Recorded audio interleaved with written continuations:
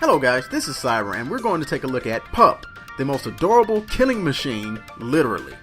He is a firepower freelancer, and taking a look at his stats, Pup has mid-range health when compared with other freelancers, coming in at 160 HP.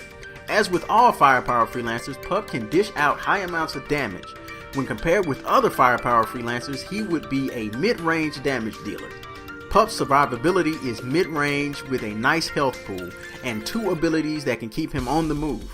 Learning to play with Pup is a little challenging at first, trying to learn how to get into attack range and how to escape when you need to. Pup's first ability is MEGABITE. Get it? MEGABITE? This is a blast phase ability with a range of 2 floor tiles.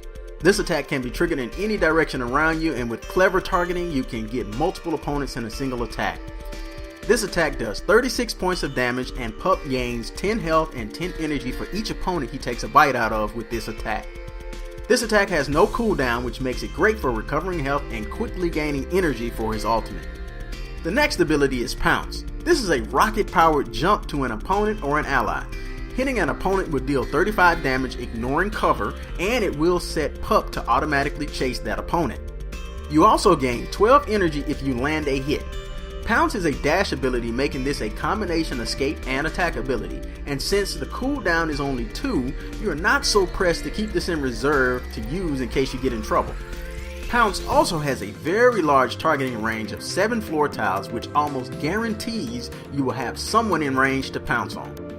Pup's third ability, called WALKIES, fires a clamp with a leash attached to it in a straight line at a range of about 5 floor tiles. This is a blast phase ability with a 4-turn cooldown. If you hit an opponent with this attack, you gain 12 energy, while that opponent will take 30 damage and become revealed, making them visible to you and your allies until the next decision phase. This attack also forces the opponent to chase you.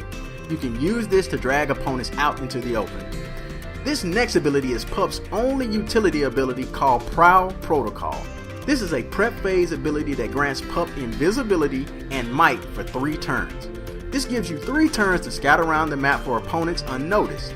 If you close in on an opponent while still invisible, the might bonus will give that sneak attack a 25% boost.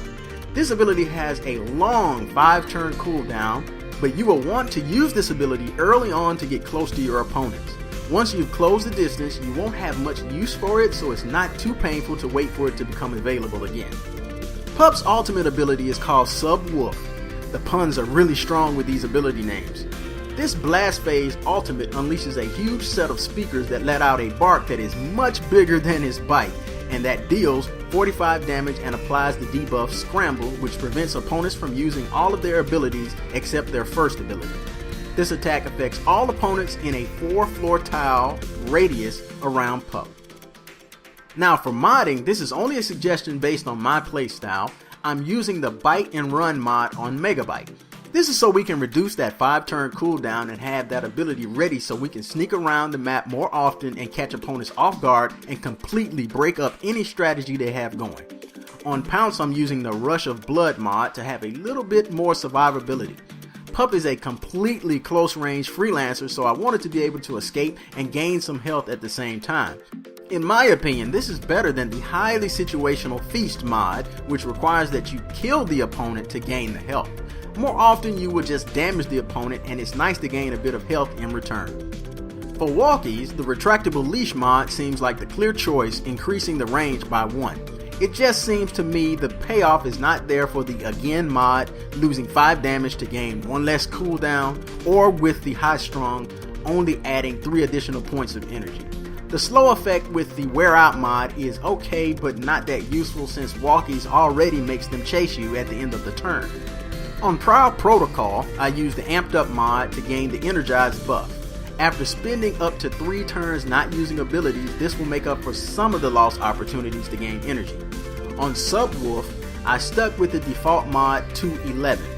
I wanted this ability to do the maximum damage possible since it has a wide area of effect. I want to thank you for stopping by and viewing this guide. I hope it has been helpful. If you enjoyed this, why not hit that like button? And if you want to see more, hit that subscribe button. I want to thank you again. I hope to see you again soon.